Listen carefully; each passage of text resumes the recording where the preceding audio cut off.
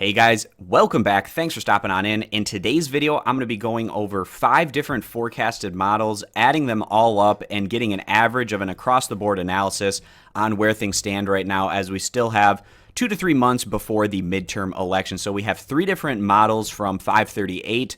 Going to be looking at the Real Clear Politics map and then also the Cook Political Report and where they have things standing right now as well. So we're going to add up all of those totals and then divide by the total number of forecasted projections to get an average across the board. And I will link everything that I use in today's video down in the video description if you want to check out these different projections for yourself. So also, just one thing I want to note as well before jumping into this video, I'm going to be making a separate video after all the primaries are over and doing a really deep dive into my final prediction for the House of Representatives and how I see things playing out. And then after the fact, going to be comparing and contrasting my final prediction to what actually happened to see how well I did. So I think that could be kind of an interesting video series as well. But starting off here, looking at 538's light model, they have 229 for the Democrats, 206 for the Republicans. So we're going to add those in. And then their classic model has it at 230 to 205. And then their deluxe model has it at 227 to 208. And now going over to Real Clear Politics, and they have 199 for the Democrats, 194 for the Republicans, and then the toss-up seats, I'm going to be doing an even split 50-50 for fairness on both sides. So that's going to be 21 seats added on. Pretty easy math there. It goes up to 220. And then the 21 plus 194 is going to be 215. So adding that in here, the 220 for the Democrats and 215 for the Republicans.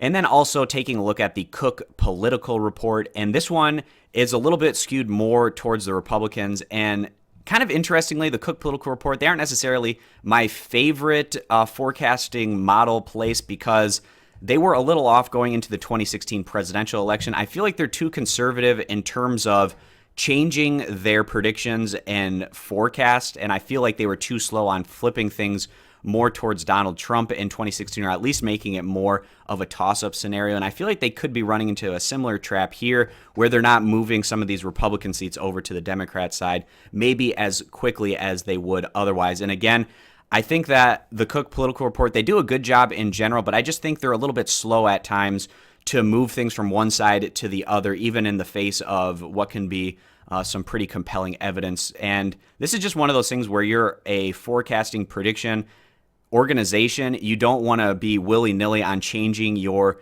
projections. So I can understand why they do things maybe a little bit slower than other reputable organizations as well. But as we can see here with the Democrats, we have to do a little bit of math here. So 181 plus 11, and then the toss-up seats are at 40. So we're going to put 20 on each side with those 50-50 possibilities. So 181 plus 11 is 192, and then plus 20 on top of that is going to be 212 for the Democrats.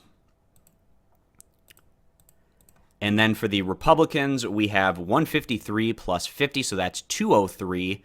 And then 203 plus 20 is going to be 223, so we'll add 223 for the Republicans. It's kind of interesting that it's the reverse situation happening in 2018, I feel, than what happened back in 2016. Like I said, I felt like they were slow on turning the Hillary Clinton states over to Donald Trump. And again, I feel like they might be not going quite as quickly with moving some of these Republican seats over to the toss-up or Democrats' side. But again, we'll see how that plays out here for the Cook Political Report. So when we add all of those together and then divide by the 5 different forecasts that we're looking at,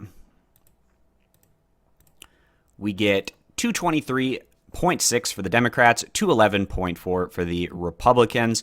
So still pretty close and could potentially go either way, but definitely giving the lean right now to the Democrats. And again, going back over to 538, which is just a tremendous site, they have control of the House of Representatives at a little under 70% for the Democrats and a little over 30% for the Republicans on their light model. And again, when we go back to 2016, 538, they were a little bit more accurate than some of the other sources in terms of giving Donald Trump a much better chance than a lot of other different forecasting models that we saw.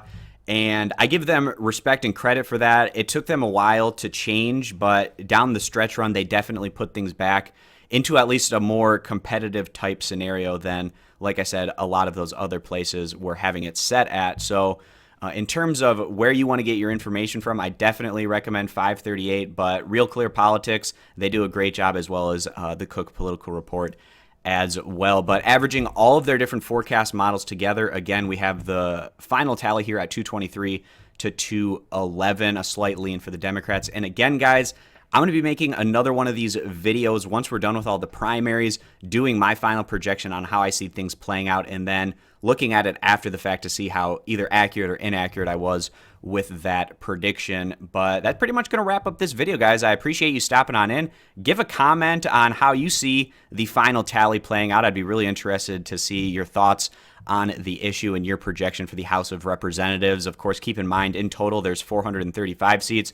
So, for instance, if you give 235 to the Democrats, you have to give 200 to the Republicans, and so on. And then also, if you enjoyed this content, leave the video a thumbs up, subscribe for more, check out all of my prediction and analysis videos over on my YouTube channel. So thanks for stopping on in, and I hope to see you guys back here for future videos.